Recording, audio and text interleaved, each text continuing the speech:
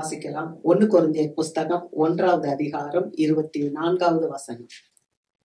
ஆகிலும் யூதரானாலும் கிரேக்கரானாலும் எவர்கள் அழைக்கப்பட்டிருக்கிறார்களோ அவர்களுக்கு கிறிஸ்து தேவ பலனும் தேவ ஞானமுமாய் இருக்கிறார்.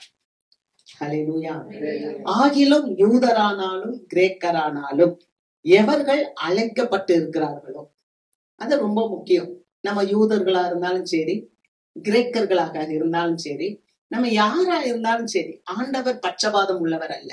எல்லாரிடத்துல ஆண்டவர் அன்பு செலுத்துகிறவர். அல்லேலூயா. ஆக நீங்க யாரா இருந்தாலும் உங்களுக்கு யார் பலனா இருக்கிறோம்னா தேவன் தான். அவரே நமக்கு தேவ பலனும் தேவ ஞானமுமாய் இருக்கிறார். அல்லேலூயா.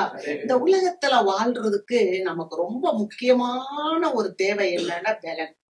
அது என்ன பலன் அப்படின்னு சொன்னா தேவ பலன், தெய்வத்தினுடைய பலம், தெய்வத்தினுடைய அனுக்கிரகம், தெய்வத்தினுடைய சக்தி நமக்கு தேவை. அல்லேலூயா. அப்ப அந்த இறைவனுடைய அந்த ஆண்டவருடைய அனுக்கிரகம், ஆசீர்வாதம், அந்த பலன் இல்லாட்டினா நம்மளால ஒண்ணுமே பண்ண முடியாது. அதுதான் இப்ப தேவ பலம் என்றால் பெந்தெகோஸ்தேல எல்லாம் சொல்லுவாங்க அபிஷேகம் அப்படின்னு சொல்லுவாங்க. அதுதான் அந்த அபிஷேகம்னா என்னன்னா தெய்வத்தினுடைய பலம் நமக்கு இருக்கணும். ஆமென். தெய்வத்தினுடைய பலம் நமக்கு இருக்கும் போதுதான் நம்மளால இந்த உலகத்துல நம்ம காரியங்களை செய்ய முடியும். என்ன நம்ம காரியங்களை செய்யணுமோ அதெல்லாம் செய்ய முடியும். ஆனா இங்க இந்த வசனத்துல நீங்க வாசிக்கும் போது ஆகிலும் வார்த்தை இருக்கு. ஆகிலும் யூதரானாலும் கிரேக்கரானாலும் எவர்கள் அழைக்கப்பட்டிருக்கிறாங்களோ அப்படின்னு. இந்த உலகத்துல முதலாவது ஆண்டவர் தெரிந்து கொண்ட ஒரு ஜனம் என்ன ஜனம்னா யூத ஜனம். அது ஒரு பண்டைய பழமையான மக்கள் இனம். அந்த யூத ஜனத்தை ஆண்டவர் தெரிந்து கொண்டார். ஆகவேதான் அங்க யூதரானாலும் அடுத்து கிரேக்கர். கிரேக்கர்ன்னு சொன்னா புறஜாதிகள், யூதர் அல்லாத மக்கள் புறஜாதிகள். அப்ப நீங்களும் நானும் யூதர் அல்லாதவர்கள். நம்ம யாரா இருந்தாலும் நமக்கு யார் பலன் தராருன்னா தெய்வம் தான் நமக்கு பலன் தருது. ஆமே. அதை நம்ம புரிஞ்சுக்கணும். இந்த யூதர்கள் அப்படின்னு பாத்தீங்கன்னா யூதர்கள் எப்போதும் என்ன பண்ணுவாங்கன்னா அடையாளத்தையே கேட்பாங்க. யூதர்கள் ஆண்டவர்கிட்ட எப்ப வந்தாலும் எங்களுக்கு அடையாளம் கொடுங்க அப்படின்னு சொல்லுவாங்க. கிரேக்கர்கள் என்ன பண்ணுவாங்கன்னா எப்ப பார்த்தாலும் ஞானத்தை தேடிக்கிட்டே இருப்பாங்க. அறிவை தேடிக்கிட்டே இருப்பாங்க.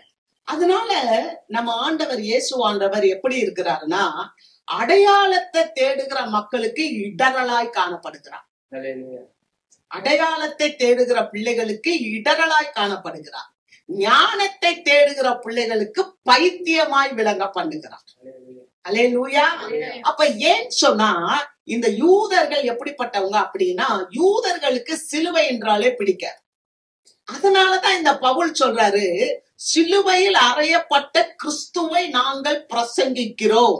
அந்த கிறிஸ்து தான் நமக்கு தேவ பலனாய் இருக்கிறார். அல்லேலூயா. என் வாழ்க்கையில ஒரு பலன் வேணும், என் வாழ்க்கையில ஒரு உறுதி வேணும், என் வாழ்க்கையில ஒரு ஸ்திரத்தன்மை வேணும்னு சொன்னா நமக்கு யார் தேவைன்னா கிறிஸ்து தேவை. ஆகவே இந்த யூதர்கள் எதை வெறுத்தார்கள்? சிலுவையை வெறுத்தார்கள். யூதர்கள் சிலுவையை பரிகசித்தார்கள்.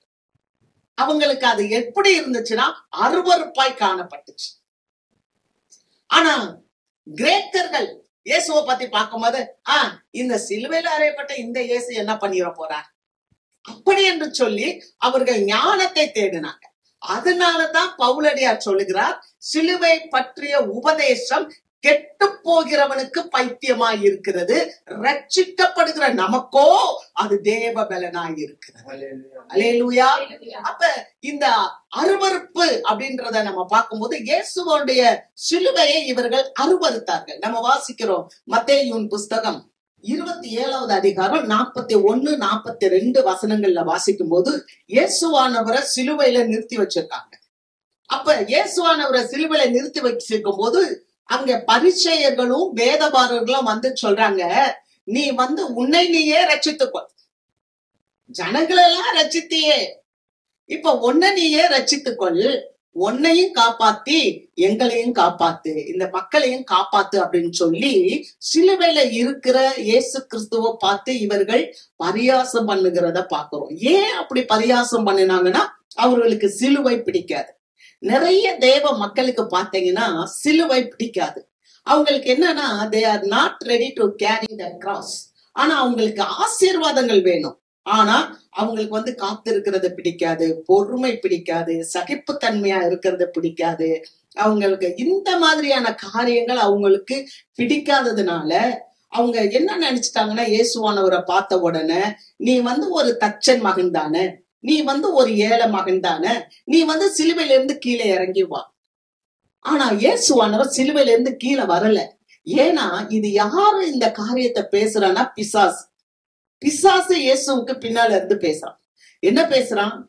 நல்லா கவனிங்க. இயேசுவானவர் அவர் ஊழியத்துக்கு வரும்போது 3 விதமான சோதனைகள் இருந்துச்சு. ஒண்ணு, அவர் முதல்ல பசியா இருந்தார். அப்ப பிசாசு சோதிக்கிறான். நீ தேவனுடைய குமாரன்னா இந்த கல்லுகள் எல்லாம் அப்பமாகும்படி செய். இயேசுவால் முடியாதா? வானத்தையும் பூமியை உண்டாக்கின தேவனால முடியாதா? ஆனா இயேசு அதை செய்யல. ஏன் செய்யலன்னா, தன்கிட்ட பேசுறது யார் என்பதை அறிந்தது. ஹல்லேலூயா. எல்லாத்துக்கும் நம்ம செய்ய வேண்டும் அப்படின்ற அவசியம் இல்லை. ஆமென். 2வது, அவன் பிசாசு சொல்றான், நீ தேவனுடைய குமாரன்னா மேல இருந்து கீழே குதி. அதற்கும் இயேசு செய்யவில்லை. அல்லேலூயா. ஏனென்றால் அவர் குதித்துதான் தேவனுடைய குமாரன் என்பதை நிரூபிக்க வேண்டியது இல்லை. இன்னைக்கு நிறைய பேர் என்ன தெரியுமா சொல்றாங்க?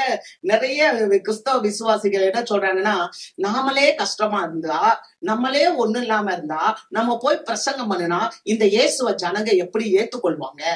அதனால என்ன வேணும்னா, நமக்கு நிறைய பணம் வேணும், நமக்கு நிறைய வீடு வேணும், நமக்கு நிறைய சொத்துக்கள் இருந்தாதான் நம்ம போய் சொன்னா கேட்பாங்க.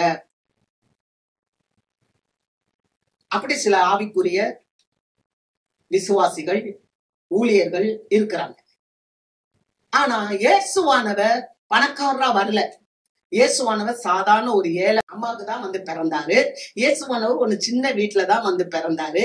எதுக்காக அப்படி இயேசுவானவர் வந்தாருன்னா, அவருடைய நிலைமைய நம்மளோட தாழ்த்திக்கிட்டார். அல்லேலூயா. அவர் பரலோகத்துல இருக்கிறவர் எல்லாவற்றையும் எடுத்து உங்களுக்காக எனக்காக தரித்திர கோலம் பூண்டார். அவர் ஐஸ்வர்ய சம்பன்னர். ஆனா அவர் ஏன் எனக்காக உங்களுக்காக தரித்திர கோலம் பூண்டாருன்னா, நீங்களும் நானும் பாவத்திலிருந்து மீட்கப்படவும் மரணத்திலிருந்து ஜெயிக்கவும் வேண்டும் என்பதற்காக இயேசுவானவர் இந்த தரித்திர கோலத்தை பூண்டு சிலுவையை ஏற்றுக்கொண்டார். அல்லேலூயா. நிறைய பேரு, நான் சமீபத்துல ஒரு செய்தி பார்த்தேன். என்னன்னு சொன்னா, ஒரு தேவ மனுஷன், ஒரு பயங்கர நல்ல ஒரு மிஷினரி, நம்ம தமிழ்நாட்டுல உருவான மனுஷன். அவர் பாருங்க, கல்லூரியில படிக்கும் போதே ஆண்டவராகிய இயேசு கிறிஸ்துவுக்காக ஊழியத்தை செய்ய ஆரம்பிச்சார். காலேஜ் டேஸ்ல எல்லா மக்களுக்கும் போய் டிராக்ஸ் கொடுக்க, ஆண்டவருக்காக காரியங்களை செய்தால். ரொம்ப ஏழ்மையான ஒரு வீட்டுல பிறந்தவர். நம்ம இயேசுவை ஏழ்மையான வீட்டுல பிறந்தோம்னு சொல்றோம். ஆனா நம்ம தமிழ்நாட்டுல இன்னைக்கும் அவருடைய பேட்டியை நான் பார்த்தேன், முந்தா நாள் பார்த்தேன். அவர் சொல்றாரு, வீடு ஒழுகும், வீட்டுல ஜன்னல் இருக்கும், ஆனா ஜன்னல்ல கதவு இருக்காது. மழை பெய்யும், சாக்கு எடுத்து கொண்டு போய் வச்சு அங்க அவங்க அதை மூடிட்டு வீட்டுல இருப்பாங்களாம். இவ்வளவு கஷ்டப்பட்டு படிச்சு வீட்டுல லைட் இருக்காது. ஏத்த வீட்டுல லைட் இருக்குமா? போய் படிப்பாங்களா? அந்த ஆள், அந்த வீட்டுக்காரங்க சொல்லுவாங்களா, எப்பா டைம் ஆயிடுச்சு, சீக்கிரம் போய், எங்களுக்கு ஈபி பில் ஏறுது அப்படின்னா. உடனே அவர் அப்படி படிச்சு முதல் மாணவனாக ஒரு பெரிய என்ஜினியராக வந்த ஒரு தேவனுடைய மனுஷன். அவருக்கு இன்டர்வியூ வருது. இன்டர்வியூக்கு போகும்போது அங்க வந்தவங்க எல்லாரும் டிப்டாப்பா வராங்களாம், சூப்பரா ட்ரெஸ் பண்ணிட்டு வராங்களாம். அவங்க நல்ல கவர் பண்ணி ஜிப்பெல்லாம் போட்டு கால்ல ஷூவெல்லாம் போட்டு வராங்களாம். ஆனா இவர் போறாரு. இவர் போகும்போது அவர்கிட்ட எதுவுமே இல்லை. சாதாரண ஒரு செப்பலை போட்டுட்டு, சாதாரண ஒரு சட்டையை போட்டுட்டு அவர் போறாரு. ஆனா நடந்த இன்டர்வியூல 3 இன்டர்வியூல இவர் தான் ஃபர்ஸ்ட் வந்தார். அல்லேலூயா. அங்க எத்தனையோ பேர் வந்தாங்க, எத்தனையோ பேர் பெரிய பெரியவங்க, ஆர்மில இருக்கவங்க எல்லாம் வந்தாங்களா. ஆனா அவங்களுக்கு எல்லாம் அது கிடைக்கல. ஆனா இவரு அதை குறிச்சு வெக்கப்படவும் இல்லையா. இவங்கெல்லாம் பெரிய நல்ல ட்ரெஸ் போட்டிருக்காங்களே, இவங்கெல்லாம் ஷூ போட்டிருக்காங்களே, இவங்கெல்லாம் பெரிய பெரிய பேக்ரவுண்ட்ல இருந்து வந்திருக்காங்களே, நான் ஒண்ணு அப்படி நினைக்கவே இல்லை. ஏன்னா அவருக்குள்ள இருந்தது என்னன்னா, உன்னதமான பலன், தேவ பலன் அவருக்குள்ள இருந்ததுனால அந்த தேவ பலன் அவரை வெக்கப்படுத்தாது. சிலுவையை குறித்த உபதேசம் கெட்டு போறவங்களுக்கு பைத்தியமா இருக்கு, ஆனா ரட்சிக்கப்படுகிறவர்களுக்கு தேவ பலன். ஆமென். சிலுவை இல்லாம சிங்காசனம் வந்துறாரு. அல்லேலூயா. சிலுவை இருந்தாதான், சிலுவையில இயேசுவை அடிச்சனாலதான் இயேசு உயிர்த்தெழுந்தார். ஆமென். சிலுவையில இயேசுவானவரை கொண்டு அடிச்சு அவரை கொண்டு போய் புதைச்சனாலதான் இயேசுவானவர் உயிரோடு எந்திரிச்சார். அதனாலதான் இன்னைக்கு நீங்களும் நாமும் சாட்சியா இருக்கிறோம். நாம் ஆராதிக்கிற தேவன் ஜீவன் உள்ள தேவன். அல்லேலூயா. அப்ப அந்த அந்த அண்ணன் சொல்றாங்க, 3 இன்டர்வியூல அவர் தான் பாஸ் ஆனாரு. அவரு கொண்டு போய் அதே மாதிரி ஒரு காட்டு பகுதியில போய் உட்காந்து ஜெபிக்கிறாரு. ஜெபிக்கும் போது ஆண்டவர் சொல்றாரு, நீ எந்த இடத்துக்கு வேலைக்கு போகணும். ஆமென். இன்னைக்கு அவர் சொல்றாரு, என் வீட்டுல கார் இருக்கு, ஆனா காருக்கு முன்னால 2 அரிக்கன லைட்டை நான் வச்சிருக்கிறேன். ஏன்னா தேவன் என்னை சிறுமையில இருந்து எளிமையில இருந்து தூக்கி எடுத்தார். இன்றைக்கும் நான் அதை நினைவு கூறுகிறேன் என்று சொல்லி 153 நாடுகளுக்கு மேலாக அவர் சென்று இருக்கிறார். இன்னைக்கு அகில உலகத்துல இருக்க அத்தனை பெரிய பெரிய மக்களும் அவரை தேடி வருகிறார்கள். இன்றைக்கு அவர் இருக்கிறாரு இதே வெள்ளூர் பகுதியில. அல்லேலூயா. அப்ப நம்ம என்ன நினைக்கிறோம்னு சொன்னா, நம்ம இப்படி இருந்தாதான் நம்மள மக்கள் அங்கீகரிப்பாங்க. ஏன் நமக்கு அந்த சிலுவை பாடுகள், ஏன் நான் அந்த சிலுவையை நான் தூக்குறேன் அப்படின்னா, நம்ம சிலுவையை தூக்கும் போதுதான் மற்றவர்களுடைய ரட்சிப்புக்கு நம்ம பார்வையாளர்களாக இருக்கும். அல்லேலூயா. மற்றவங்க ரட்சிக்கப்படணும். ஐயோ இப்படி இருந்தாங்களே, ஆனா இவங்க நிக்கிறாங்களே. நம்மளுடைய அனுபவம், நம்மளுடைய சில காரியங்கள் மற்றவர்களுடைய ரட்சிப்புக்கு காரணமாய். அல்லேலூயா. கர்த்தருக்கு மகிமை. ஆகவே நம்ம சில நேரங்கள்ல நமக்கு வர்ற பாடு இதெல்லாம் குறிச்சு நம்ம பயப்படுறது ஒண்ணு. 2வது, அது வேண்டாம் நம்ம நினைக்க கூடாது. கர்த்தர் அதன் மூலமாக நம்மளை ஆசீர்வதித்து உயர்த்துவார். கர்த்தருக்கு மகிமை.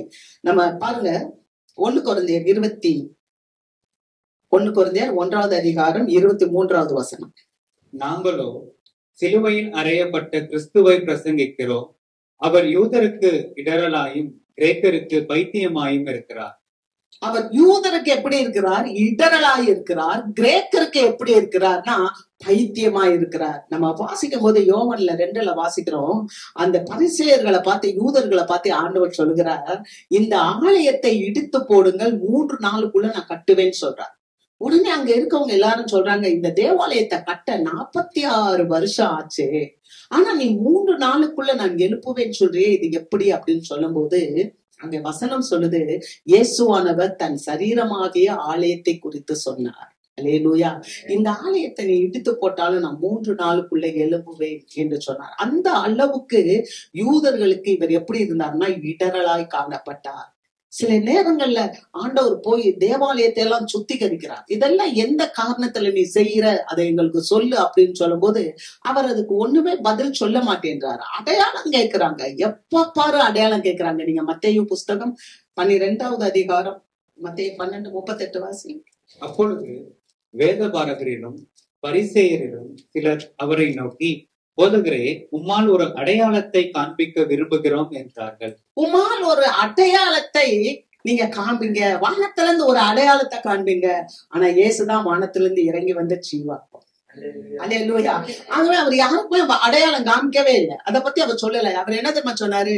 யோனா எப்படி பூமியில அவன் மீனின் வயிற்றுல 3 நாள் இருந்தானோ, அதுக்கப்புறம் எப்படி அந்த மீன் போய் கக்குச்சோ, அது போல மனுஷகுமாரனும் பூமியினுடைய இருதயத்துல 3 நாள் இருப்பார்.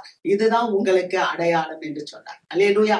இன்னைக்கு அநேக நேரம் தேவ பிள்ளைங்க நாம அடையாளத்தை கேட்கிறோம், அது நடக்குமா இது நடக்குமான்னு சொல்றோம். ஆனா நம்ம எதை கேட்கணும்னா தேவ பலத்தை நம்ம பெற்றுக்கொள்ள வேண்டும். நம்ம விசுவாசிக்கணும், நம்ம ஆண்டவரை உறுதிப்படுத்திக் கொள்ளணும். நம்ம வணங்குற தேவன் எப்படிப்பட்டவர் அப்படின்றத நம்ம உறுதிப்படுத்தும் போது நம்ம இங்கிட்டு அங்கிட்டு சாய மாட்டோம்.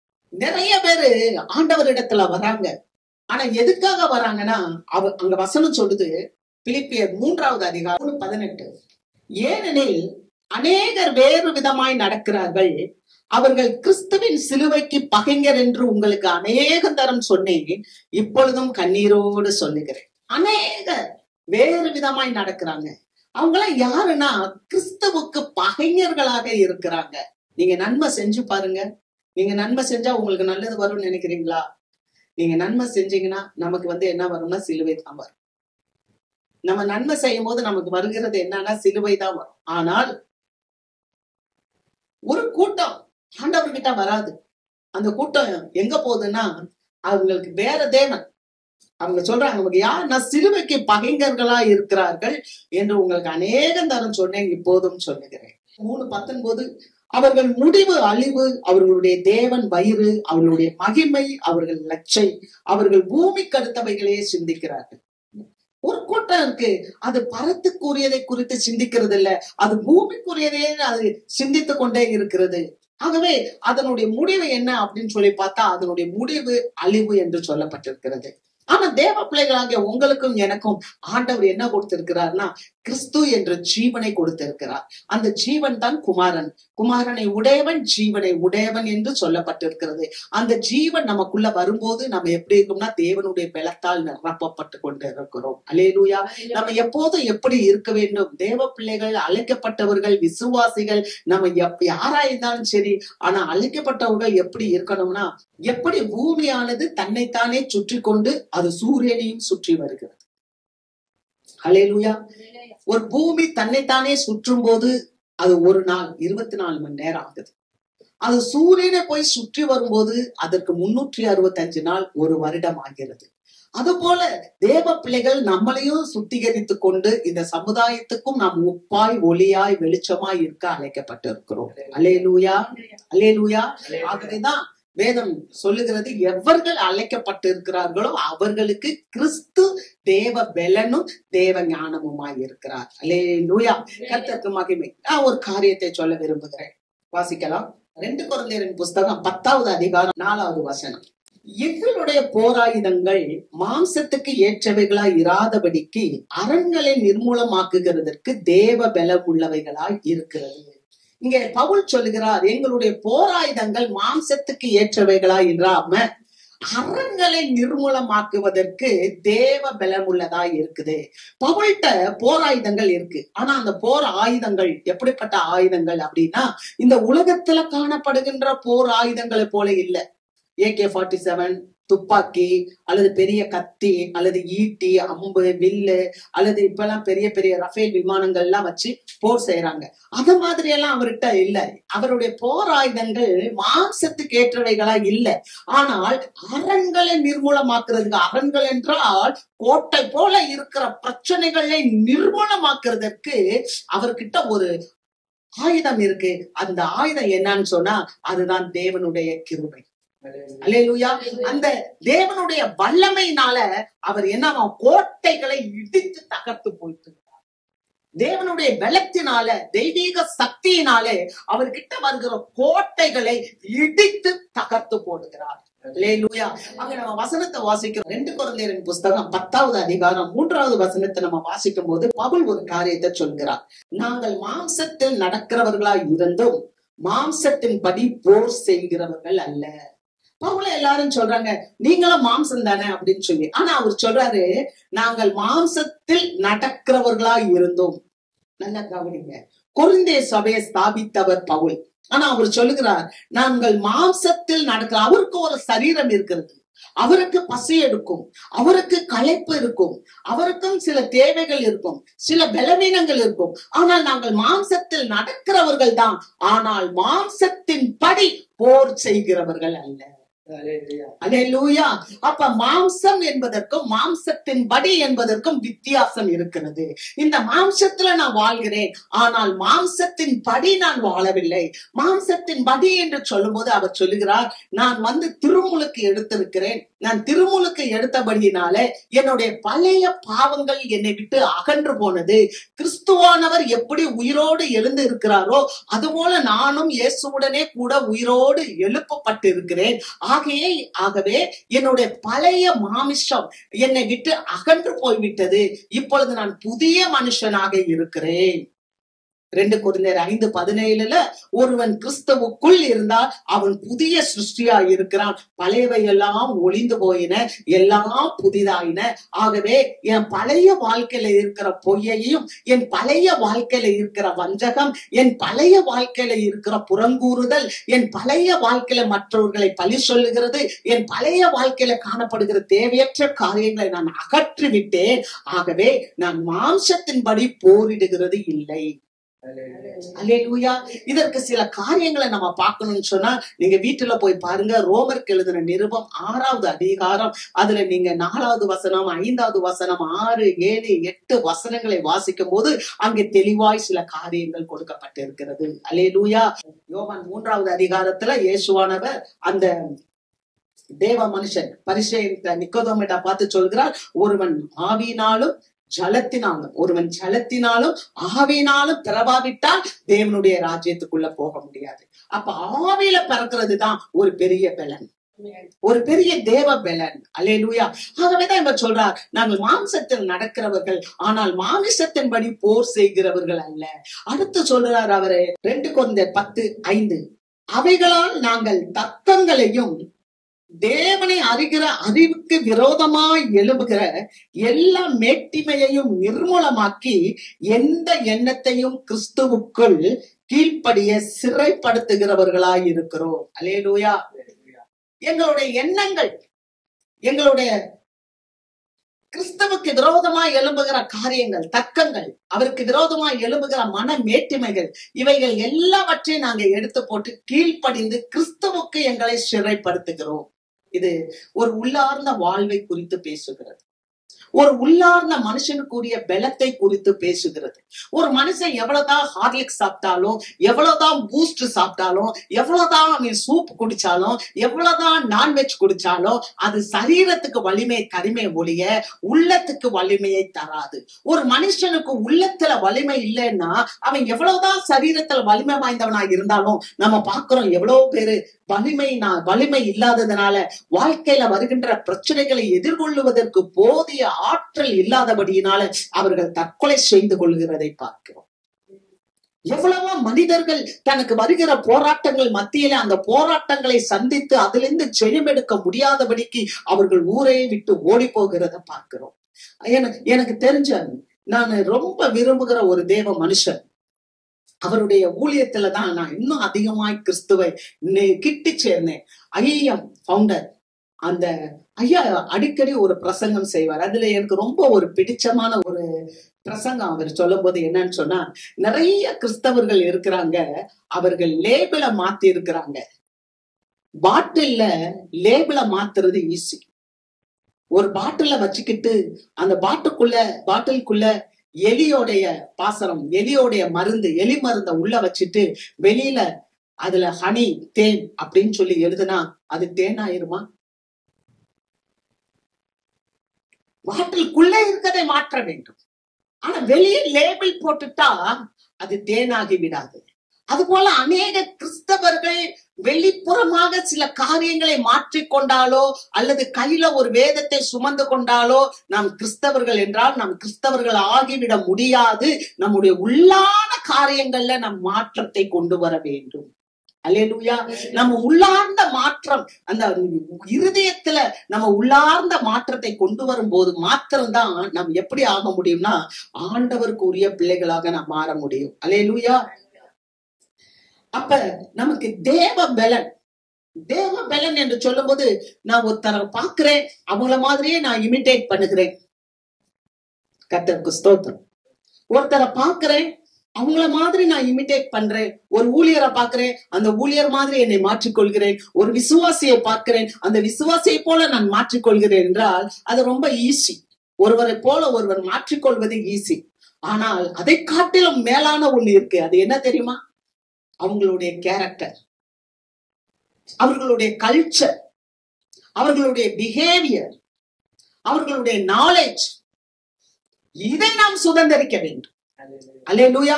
நான் இயேசுவை பார்க்கிறேன் என்றால் இயேசுவை போல ஒரு எளிமையான தோற்றத்தால் மாத்திரம் நாம் இந்த உலகத்தை ஜெயித்து விட முடியாது. ஆனால் இயேசுவுக்குள்ளாக இருந்த அந்த கலாச்சாரம், இயேசுவுக்குள்ளாக இருந்த அந்த அறிவு, இயேசுவுக்குள்ளாக இருந்த அந்த கீழ்ப்படிதலின் தன்மை, இயேசுவுக்குள்ளாக இருந்த அந்த தாழ்மை, இது எனக்குள்ள வர வேண்டும்.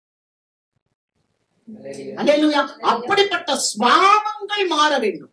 அதத்தான் அங்க அவர் சொல்லுகிறார். எங்களுடைய அந்த போராயுதங்கள் மாம்சத்துக்கு ஏற்றவைகளா இல்ல, அரண்களை நிர்மூலமாக்க தேவ பலம் உள்ளது. நிறைய கோட்டைகள் என்னுடைய வாழ்க்கையில என்னுடைய வளர்ச்சிக்கு தடையாய் காணப்படுகிறது. அந்த தடைகளை உடைப்பதற்கு தேவனுடைய சக்தி எனக்கு தேவைப்படுகிறது.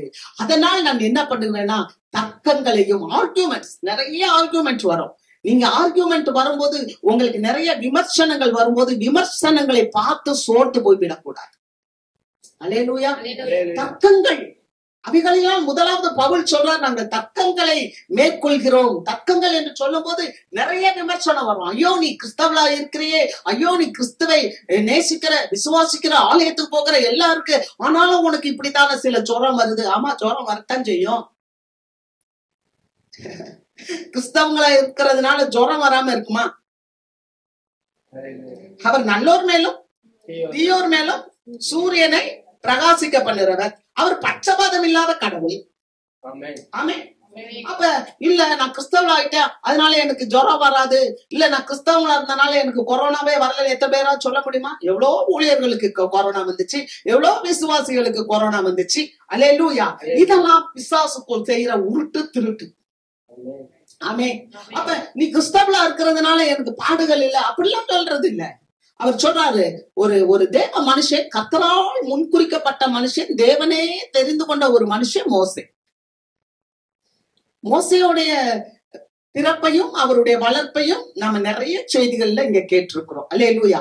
ஆனா அந்த மோசே குறித்து அவருடைய அண்ணனும் அவருடைய அக்காவும் ஒரு முறை குற்றப்படுத்துறாங்க. என்னாகமம் புஸ்தகத்துல நீங்க வீட்டுல போய் படிச்சு பாருங்க. 12வது அதிகாரம் 1-2 வசனங்களை வாசிக்கும் போது இந்த மோசே எத்தியோப்பிய ஸ்திரியை திருமணம் பண்ணியிருந்தார்.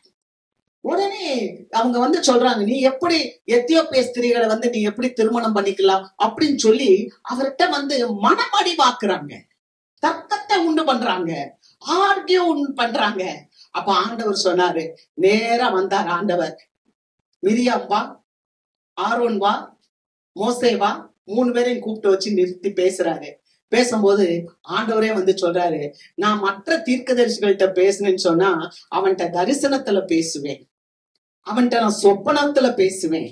ஆனால் என் மோசே, நான் தெரிந்து கொண்ட மோசே, என் வீட்டுல எங்கும் உண்மை உள்ள மோசே இடத்துல நான் முகமுகமாய் பேசுகிறேன், நான் பிரத்யட்சமாய் பேசுகிறேன். அவனை போய் நீங்க குறை சொன்னீங்களா? அல்லேலூயா. சில நேரம் நம்முடைய வாழ்க்கையில மனமடி வரும்போது நம்மள சிலர் உங்களை குற்றப்படுத்தி உங்களை குத்துவாங்க. குத்தும் போது ஐயோ என்னை குத்துறாங்களே, ஆமா குத்தத்தான் செய்வாங்க. விமர்சனங்களுக்கு நீங்க இடம் கொடுக்க கூடாது. அல்லேலூயா. உங்களுடைய காரியங்கள் என்ன அப்படின்றது கிறிஸ்து நன்கு அறிவார். ஆமென். கிறிஸ்து நன்கு அறிவார். நம்முடைய சூழ்நிலைகளை கிறிஸ்து நன்கு அறிவார். நம்முடைய காரியங்களை கிறிஸ்து அறிவார். இங்க பாருங்க, இந்த அம்மா அப்படிங்க சொல்லிச்சு. சொன்ன உடனே ஆண்டவர் பேசிட்டு போயிட்டாரு. போன உடனே மிரியாமுக்கு என்ன ஆயிடுச்சுன்னா உடம்பெல்லாம் குஷ்டம் வந்துருச்சு. அப்படியே வெள்ளையா குஷ்டம். ஆரோன் பாக்குறாரு, ஐயோ என்னுடைய தங்கச்சிக்கு இவ்வளவு குஷ்டம் ஆகுது அப்படின்னு சொல்லிட்டு ஓடி போய் அவங்க தம்பிட்ட மோசைட்ட போய், எப்பா பாரு அக்காக்கு அப்படியே பிறந்த குழந்தை, அவளுடைய உடம்பு அழுகி இருந்துச்சுன்னா எப்படி இருக்கு அந்த மாதிரி இருக்கு அப்படின்னு சொல்லி வானா. மோசே என்ன செஞ்சா தெரியுமா? நேரா போய் ஆண்டவர்கிட்ட ஜெபம் செய்தார். இதுதாங்க ஊழியனுடைய குவாலிட்டி, இதுதாங்க விசுவாசியோடைய குவாலிட்டி, இதுதாங்க ஊழியக்காரங்க விசுவாசிகளுடைய தேவ பலன். அல்லேலூயா. அவர்கள் என்ன ஒண்ணு பேசிட்டாங்க அதனால நம்ம அவங்களை அடிச்சு போடணும், அழிச்சு போடணும், அவங்களை இல்லாம வாஷ் அவுட் பண்ணணும். இல்லங்க, அது தேவ பலன் இல்ல. ஆனா அதற்கு மாறாக ஒருத்தன் உன்னை வலது கையில அடிச்சா இடது கண்ணத்தை காட்டு, வலது கண்ணத்துல அடிச்சா இடது கண்ணத்தை காட்டுன்னு சொன்னாரு. 1 மைல் தூரம் உன்னை நடக்க சொன்னா 2 மைல் தூரம் நடந்து போன்னு சொன்னாரு. உன்னுடைய அங்கேயே கேட்டா உன்னுடைய வஸ்திரத்தை கொடுன்னு சொன்னாரு நம்ம ஆண்டவர். அல்லேலூயா. அதே போல மோசே தன்னுடைய சகோதரிக்காக போய் ஜெபிக்கிறார். ஜெபிக்கும் போது ஆண்டவர் சொல்றாரு, இல்லப்பா ஒருத்தி தப்பு செஞ்சா அவங்க அப்பா அவ மூஞ்சில காரி துப்ப மாட்டாங்களா? துப்புனா அவளுக்கு வெக்கமா இருக்காதா? அது மாதிரி அவளுக்கு ஒரு 7 நாள் இந்த குஷ்டம் இருக்கட்டும் அப்படின்னு சொல்லி 7 நாட்கள் அவள் குஷ்டத்தோட இருந்து அதற்கப்புறம் அவள் சுகம் அடைந்தாள் என்று பார்க்கிறோம். அல்லேலூயா. ஆக இதுல இருந்து நம்ம என்ன பண்றோம்னா, ஆர்குமெண்ட் வருதா, நம்மளை பத்தி பேசுறாங்களா, நம்ம கிட்ட அந்த ஆர்கியூ பண்றாங்களா, அதை குறிச்சு நம்ம கேட்க கூடாது, நெக்லெக்ட் பண்ணிடணும். ஆனா அவங்க நல்லா இருக்கணும்னு நம்ம எப்போதும் ஜெபிக்கணும். அல்லேலூயா. இன்னொரு இடத்துல பாக்குறோம், ஒரு பிசாசு பிடிச்சவங்க வர்றாங்க. எனக்கு அது ரொம்ப ஆச்சரியமா இருந்துச்சு. நீங்க லூக்கா 8வது அதிகாரத்துல படிச்சீங்கன்னா பிசாசு பிடிச்சே வர்றான். இயேசுவானவர் நிக்கிறாரு ஒரு இடத்துல அந்த பிசாசு பிடிக்க ஆண்டவரே எங்களை கெடுக்கவா இங்க வந்தீங்க, எங்களை விட்டு போயிருங்க, நாங்க நல்லா இருக்கணும், எங்க காலம் முடியறதுக்குள்ள ஏன் இங்க வந்தீங்க அப்படின்னு சொல்லி அவன் ரொம்ப ஆண்டவர்கிட்ட பேசிடுறான். அப்ப ஆண்டவர் கேக்குறாரு, உன் பேர் என்னன்னு கேக்குறாரு. அவன் சொல்றான், என்னுடைய பேர் லேகியோன் அப்படின்றான். இப்ப லேகியோன் அப்படின்னா 6000. ஒரு மனுஷனுக்குள்ள 6000 பிசாசு உள்ள உட்கார்ந்து இருக்கு. யோசித்து பாருங்க, யோசித்து பாருங்க. ஒரு மனுஷனுக்குள்ள 6000. அப்ப நம்ம வெளியில கடந்து போறோமே, எவ்வளவு பேரை சந்திப்போம். இப்ப எவ்வளவு பலன் நமக்கு வேணும். அல்லேலூயா. ஒரு வீட்டுல இருக்க 5 பேருக்குள்ளேயே ஒற்றுமை இல்ல. ஒரு வீட்டுல 5 பேருக்கு எவ்வளவு நன்மையை பெற்றுக்கிட்டு கூட நம்ம சிலருக்கு நன்றி இல்லாம இருக்கிறோம். அந்த பிசாசு சொல்லுது, எங்களை பாதாளத்துக்கு அனுப்பிடாத அப்படின்னு சொல்லுது, கெஞ்சுது. நம்ம ஆர்குமெண்ட் இருந்தாலும் நம்ம என்ன பண்ணக்கூடாதுன்னா அவங்கள போய் எதிர்த்து கேட்க வேண்டாம். அந்த ஆர்குமெண்ட்டை ஆண்டவர் கையில விட்டுறணும். எல்லாத்தையும் நம்ம என்ன பண்ணணும்னா சகிச்சு போற அந்த பலனை ஆண்டவர்கிட்ட கேட்கணும். அதுதான் தேவ பலன். அல்லேலூயா. 2வது, நம்ம நினைப்போம், ஐயோ இவனுக்கெல்லாம் நல்லது நடக்குது, எதிர்த்தாப்புல உள்ளவங்கெல்லாம் நல்லது நடக்குது, அதை நம்ம பார்க்க கூடாது. ஆமென்.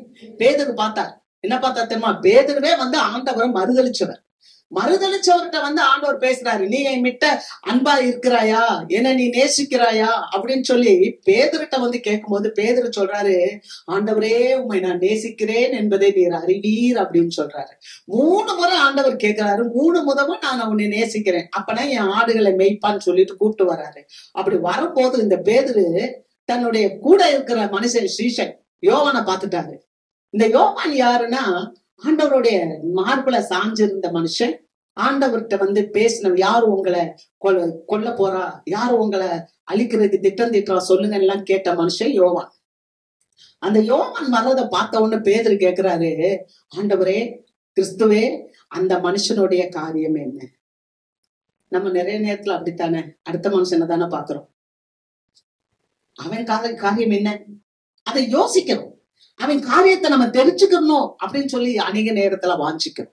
ஆனா அதுவும் ஆண்டவருக்கு பிரியம் இல்லாத ஒரு செயல். அல்லேலூயா. அது நம்மளை என்ன படுத்துறோம்னா நம்ம சமாதானத்தை கெடுத்து போடும். ஆமென். அடுத்தவங்களை குறிச்சு நம்ம அவங்க காரியம் என்ன, அவங்க காரியம் என்ன, அவங்க வீட்டுல என்ன நடக்குது, அவங்க வீட்டுல எப்படி போகுது, இது நம்ம கேட்கும் போது நம்முடைய சமாதானத்தை நாமளே குறைத்து கொள்கிறோம். அதனாலதான் ஆண்டவர் சொன்னாரு, அவன் நான் வர்ற வரைக்கும் இருக்க, அவன் இருந்தா உனக்கு என்னடா, நீ உன் வேலையை பாரு. அல்லேலூயா. ஆண்டவர் எங்கேயாவது தன்னுடைய ஸ்தானத்துல இருந்து இறங்கினாரா? அவர் இறங்கவே இல்லை. அதுதான் கிறிஸ்து. அப்படிப்பட்ட கிறிஸ்துவதான் சிலுவையில் அறையப்பட்ட கிறிஸ்து. அல்லேலூயா. அவர் நீதி உள்ளவர், அவர் நேர்மை உள்ளவர், அவர் வலது இடது சாயாத ஒரு தேவனாக இருந்தார். ஆமென். கர்த்தருக்கு மகிமை. ஆக இந்த நல்ல கால வேளையில ஆண்டவர் நம்மளோடு பேசுகிற வார்த்தை என்னன்னா, நம்முடைய சமாதானத்தை நாம் காத்துக் கொள்வதற்கு தேவ பலன் ரொம்ப நமக்கு முக்கியமானது. அதைத்தான் பவுல் சொல்லுகிறார். அதனால நாங்க என்ன பண்ணுகிறோம்னா, தர்க்கங்களையும் ஆண்டவருக்கு விரோதமாய் எழுப்புகிற எல்லா மேட்டிமைகளை நாங்கள் நிர்மூலமாக்குகிறோம். ஆண்டவருக்கு விரோதமாய் சில மேட்டிமைகள். அல்லேலூயா. நான் அதை பார்க்கும்போது ஒரு சில காரியங்களை இந்த கால வேளையில ஆண்டவர் எனக்கு காண்பித்தார். என்ன தெரியுமா? ஒரு பரிசேயன் வர்றான். பரிசேயன் தேவனுடைய ஆலயத்துல நின்றுட்டு, ஆண்டவரே நான் வாரந்தோறும் ஆலயத்துக்கு வரேன், மாசந்தோறும் நான் தசமபாகம் வைக்கிறேன், நான் வாரத்துல 2 நாள் உபவாசம் வைக்கிறேன், அந்த ஆயக்காரனை போல இல்ல அப்படின்னு சொல்லி தான் செய்ததை சொல்லி சொல்லி சொல்லி காட்டி கொண்டார். ஆவிக்குரிய மேட்டிமை. அது ஆண்டவருக்கு பிரியமில்லாத ஒரு காரியமா இருந்துச்சு. ஆனா ஒரு ஆயக்காரன் அப்படி இல்லை. ஆண்டவரே என்று சொல்லி அவன் தன்னுடைய கையை கொண்டு இருதயத்துல அடிச்சு அவன் அழுதான் பாருங்க, அவன் எடுத்துக்கொள்ளப்பட்டான் என்று பார்க்கிறோம். அவனுடைய ஜெபம் கேட்கப்பட்டது என்று பார்க்கிறோம். ஆமென். அல்லேலூயா. அதே போல அந்த ஆவிக்குரிய மேட்டிமை இன்னொரு இடத்துல பார்க்கும்போது, சர்தை சபையை குறிச்சு பார்க்கும்போது, சர்தை சபை அனலாவும் இல்ல குளிராவும் இல்ல, அது வெதுவெதுப்பாவே இருந்துச்சு. அதை கர்த்தர் வாந்தி பண்ணி போடுற மாதிரி இருந்துச்சு. ஆனாலும் அது என்ன சொல்லுது, நான் ரொம்ப ஐஸ்வர்யவான், நான் ரொம்ப நேர்மையானவன் அப்படின்னு சொல்லி தன்னைத்தானே அது புகழ்ந்து கொண்டிருந்ததை பாக்குறோம். அதுவே தன்னைத்தானே வஞ்சித்த அது வஞ்சிக்கிற ஒரு காரியம். அப்ப ஒரு மனுஷனுக்குள்ள நம்ம தேவ பலன் வந்துச்சுன்னா, அந்த தேவ பலன் நமக்குள்ள என்னத்தை கொண்டு வரோம்னா, மேட்டிமையை கொண்டு வராது, அந்த வஞ்சகங்களை கொண்டு வராது, கர்த்தரை அறிகிற அறிவுக்கு விரோதமாய் செயல்படுகிற எல்லா காரியங்களையும் தகர்த்து போகும். ஆமென். அல்லேலூயா. சங்கீதக்காரர் சொல்லுகிறார், வாசிக்கலாம். சங்கீதம் 26வது அதிகாரம் 2வது வசனம் வாசிங்க. சங்கீதம் 26:2. கர்த்தாவே, என்னை பரீட்சித்து என்னை சோதித்து பாரும், என் உள்ளந்திரியங்களையும் என் இருதயத்தையும் புடமிட்டு பாரும். கர்த்தாவே, என்னை பரீட்சித்து என்னை சோதித்து பாரும், என் உள் இந்திரியங்களையும் இருதயத்தையும் புடமிட்டு பாரும். சங்கீதக்காரர் அழகா ஒரு விண்ணப்பம் பண்றார். ஆண்டவரே, என்னை பரீட்சித்து பாருங்க, என்னை சோதிச்சு பாருங்க, என் இருதயத்தையும் என்னுடைய உள்ளத்தையும் நீங்க புடமிட்டு பாருங்க. அல்லேலூயா. இந்த கால வேளையில ஆண்டவர் நம்முடைய உள்ளத்தை, நம்முடைய இருதயத்தை சோதித்து பார்த்தா எப்படி இருக்கும்? யோசித்து பாருங்க, ஒரு தாயின் கற்பத்துல ஒரு குழந்தை உருவாகுது. அந்த குழந்தை உருவாகுதுன்னா 10 வாரத்துல அதாவது 3 மாசத்துல அந்த குழந்தைக்கு இருதயம் உருவாயிரும் முழுசா. தாயினுடைய வயிற்றுல இருக்கும் போதே அந்த குழந்தைக்கு என்னவாயிரும்னா இருதயம் உருவாயிரும். அந்த இருதயம் அந்த 3 மாசத்திலேயே அது அடிக்க துவங்கும், இயங்க ஆரம்பிச்சிடும். 3 மாசத்துல நமக்கு கை இருக்கு, கால் இருக்கு, இதெல்லாம் இருக்கு. இதெல்லாம் நம்ம நினைச்சாதான் அசைக்க முடியும். அந்த பொருளை எடுனும் போது கை போகும், அந்த இடத்துக்கு போனும் போது நம்ம கால் நடக்கும். ஆனா நம்ம இருதயம் இருக்கு பாத்தீங்களா, அது நம்ம சொல்லாமலே இயங்கும். அது ஒவ்வொரு நேரமும் சுருங்கி சுருங்கி விரியும். அது அது சுருங்கி சுருங்கி இயங்கும். அது தானாகவே இயங்கும், தானே இயங்கி. அதை நம்ம யாரும் இயக்க முடியாது, அது இயற்கையாக. அது மாதிரி உள்ள நமக்கு நிறைய உறுப்புகள் இருக்கு. அந்த உறுப்புகள் எல்லாம் உள்ள அதாவது தன் வேலையை தானாகவே செய்கிறது. அல்லேலூயா. அப்ப இந்த இருதயம் ரொம்ப முக்கியமானது. அந்த இருதயம் என்ன பண்ணுதுன்னா ரத்தத்தை சுத்திகரிக்கும். நம்முடைய உடம்புல இருக்க ரத்தத்தை இருதயமானது சுத்திகரித்து உடல்ல இருக்க எல்லா பாகத்துக்கும் அந்த ரத்தத்தை அனுப்பும். கவனிக்கிறீங்களா? அந்த ரத்தத்தை எல்லா உடல்ல இருக்க எல்லா பாகத்துக்கும் அனுப்பும். அதனால அது சுருங்கி சுருங்கி இப்படி விரியறதுனால அந்த இருதயத்துல தேய்மானம் வந்துடக்கூடாது. அதுக்காக ஆண்டவர் என்ன பண்ணிருக்காருன்னா பெரிடியம் அப்படின்ற ஒரு உரை, ஒரு ஜவ்வு மாதிரி ஒரு உரைய வச்சு இது சுருங்குறதுனால அங்க தேய்மானம் வரக்கூடாதுன்னு சொல்லி அவ்வளவு பிரசியஸா அந்த இருதயத்தை ஆண்டவர் நமக்கு உருவாக்கி இருக்கிறார். அல்லேலூயா. ஆனா அந்த இருதயத்தை இந்த தாவீது சொல்லும் போது என் இருதயத்தை புடமிட்டு பாரும், என் உள் இந்திரியங்களை, அதாவது மைண்ட் அண்ட் ஹார்ட் ரெண்டையுமே நீங்க புடமிட்டு பாருங்க ஆண்டவரேன்னு சொல்றாரு. இவ்வளவு பிரசியஸா படைக்கப்பட்ட இந்த இருதயத்தை குறிச்சு எரேமியா சொல்லும் போது அவர் 17வது அதிகாரம் 9வது வசனத்துல இந்த இருதயமானது திருக்குள்ளதும் மகா கேடுள்ளதுமாய் இருக்கிறது அப்படின்னு பதிவு பண்ணி வச்சிருக்கிறார். ஆண்டவராகிய இயேசு கிறிஸ்து இத குறிச்சு பேசும்போது அவர் மார்க்ல 7வது அதிகாரத்துல பேசும்போது அந்த இருதயத்துக்குள்ள இருந்து பொல்லாத சிந்தனைகள், விபச்சாரங்கள், வேசித்தனங்கள், துஷ்டங்கள், துஷ்டத்தனங்கள், அப்புறம் பொருளாசை, இதெல்லாம் உள்ள இருந்து வருதான், இருதயத்துல இருந்து வருகிறதா. அவரு வாசிக்கிறேன் பாருங்க, மார்க் 7வது அதிகாரம் 21வது வசனம். மனுஷனுடைய இருதயத்துக்குள் இருந்து பொல்லாத சிந்தனைகளும், விபச்சாரங்களும், வேசித்தனங்களும், கொலை பாதகங்களும், களவுகளும், பொருள் ஆசைகளும், துஷ்டத்தனங்களும், கபடும், காம விகாரமும், வன்கண்ணும், தூஷணமும், பெருமையும், மதிகேடும் புறப்பட்டு வரும். பொல்லாங்கானவைகள் உள்ளத்தில் இருந்து புறப்பட்டு மனுஷனை தீட்டுப்படுத்தும். அப்ப இயேசுவானவர் அந்த இருதயத்தை பத்தி சொல்லும் போது இத்தனை காரியங்கள் உள்ளத்துல இருந்து வருமா. அப்ப இந்த உள்ளத்தை எப்படி சுத்தப்படுத்துறது அப்படின்னு சொன்னா, இந்த உள்ளத்தை சுத்தப்படுத்துறதுக்கு தான் இயேசுவினுடைய ரத்தம். அல்லேலூயா. இந்த உள்ளத்தை சுத்தப்படுத்துறதுக்கு தான் இயேசுவினுடைய ரத்தம். இதுதான் ரட்சிப்பு, இதுதான் மிகப்பெரிய ஆசீர்வாதம். அல்லேலூயா. மிகப்பெரிய ஆசீர்வாதம், மிகப்பெரிய ரட்சிப்பு என்னன்னு சொன்னா இதுல இருந்து விடுபடுதல் தான். நம்ம அந்த ஐஎம் ஃபவுண்டர் நான் சொன்னேன் இல்லையா, அவர் சொல்லுவாரு, அண்ணன் சொல்லுவாரு, நீ எதையோ கேக்குற, நீ வீடு வாசல் நிலம் போலம் எல்லாம் வாங்கிட்ட, ஆனா உன்னுடைய ஆத்மாவை நீ ஒண்ணுமே பண்ணாம அதை அப்படியே விட்டுட்டேனா நீ எல்லாம் வாங்கி கொண்டுட்டு போய் எங்க நரகத்துக்குள்ள போனோம். அப்பா அவர் சொல்றாரு, பிரியமானவனே, உன் ஆத்மா வாழ்வது போல் எல்லாவற்றிலும் வாழ்ந்த சுகமாயிரு. அல்லேலூயா. அன்பு, இன்னைக்கு நமக்கு ஒரு தேவ பலன் என்னன்னா, நான் ரட்சிக்கப்பட்ட விசுவாசி, நான் இயேசுவின் ரத்தத்தினால் கழுவப்பட்ட ஒரு விசுவாசி. ஆமென். நமக்கு இந்த நாட்கள்ல தேவ பலன் நமக்கு வேணும். தேவ பலன் வேணும்னா ஒரே ஒரு காரியத்தை அங்க நம்ம வாசிக்கிறோம். தேவ பலன் என்பது நிறைய காரியங்களை பேசலாம், ஆனா தேவ பலம் என்பது மனம் திரும்புறதுல இருக்கு. அல்லேலூயா. நம்ம எந்த நிலைமையில இருக்கோம் அப்படின்றத தற்பரிசோதனை செய்ய வேண்டும். ஆண்டவர் நிறைய காரியங்களை நம்ம இடத்துல பேசி இருக்கிறார். பலத்தை பத்தி நமக்கு பேசி இருக்கிறார். ஒரு மனுஷன் பலவானா இருக்கணும்னா எல்லா காரியங்கள் நமக்குள்ள நிகழ வேண்டும் என்று பேசி இருக்கிறார். பாருங்க, ஒரு மனுஷன் அவங்களுடைய அப்பாவை விட்டு தூர தேசத்துக்கு போனான். சாப்பிட அவனுக்கு ஒண்ணுமே கிடைக்கல, ஆகாரம் கிடைக்கல, அவனை பன்னிக்கு கொடுக்கிற தவிடு கூட கிடைக்கல.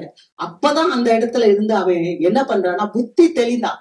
ஐயோ, எங்க அப்பா வீட்டுல கூலிக்காரர்களுக்கு எல்லாம் பூர்த்தியா சாப்பாடு இருக்கு, ஏராளமான பேர் சாப்பிடுறாங்க, ஆனா நானும் இங்க பசியால் வாடுகிறேன்.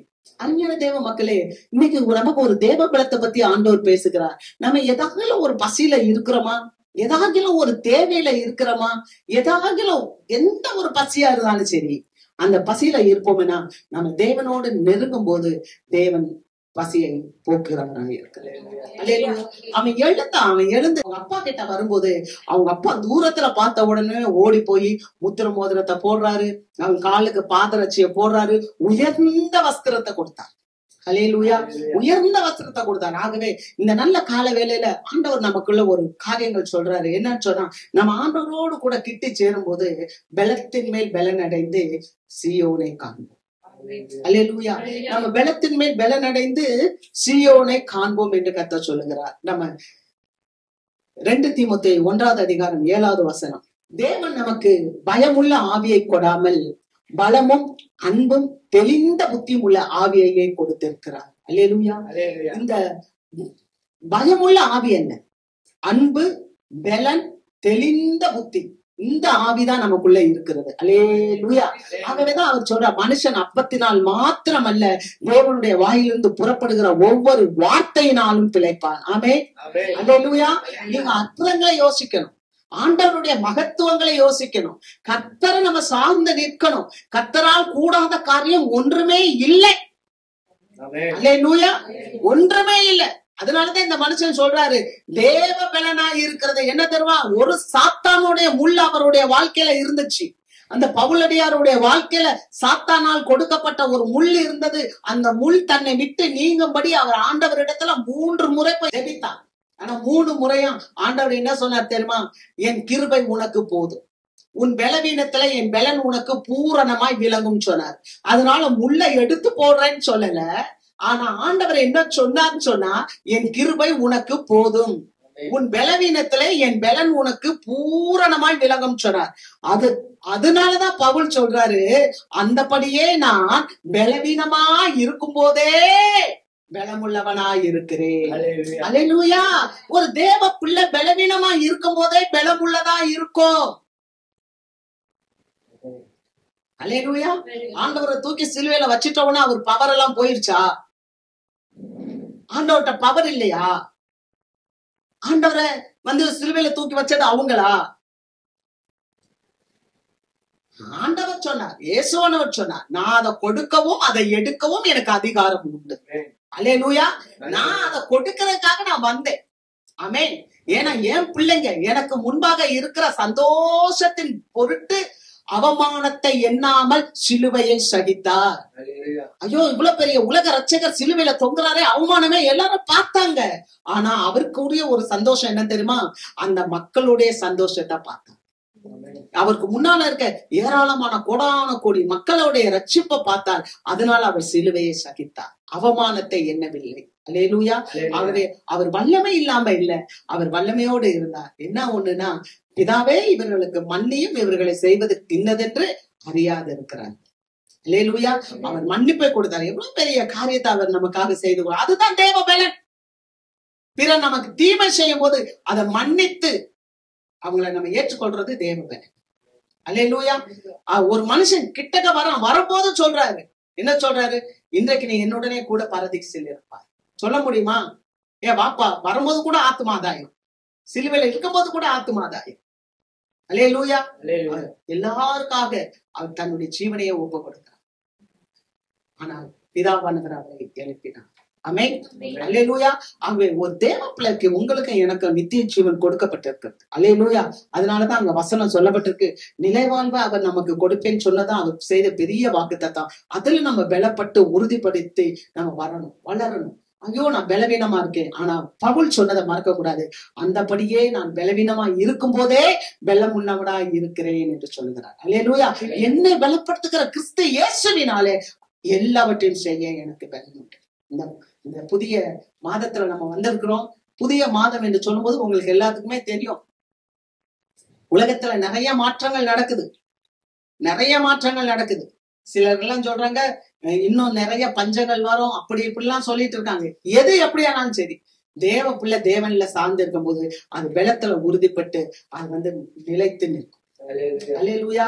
ஆண்டவர் சொன்னார் இல்லையா, அவருடைய பலம், அந்த பலத்தை அவருக்கு தேவ பலத்தை நம்ம சார்ந்து கொள்ளும் போது, தேவனை நம்ம சார்ந்து கொள்ளும் போது, அவருல நம்ம நிலைத்திருக்கும் போது நம்ம மிகுந்த கனிகளை கொடுக்கிறவர்களா இருப்போம். மழை தாழ்ச்சியா இருந்தாலும் சரி, அதை பத்தி கவலை இல்லை, தப்பாமல் கனி கொடுக்கிறவர்களா இருப்போம். ஏன்னா கர்த்தர் நம்மளே நடத்துகிறார். ஆமென். மகிமை. நம்ம அப்படியே எழுந்திருப்போம்.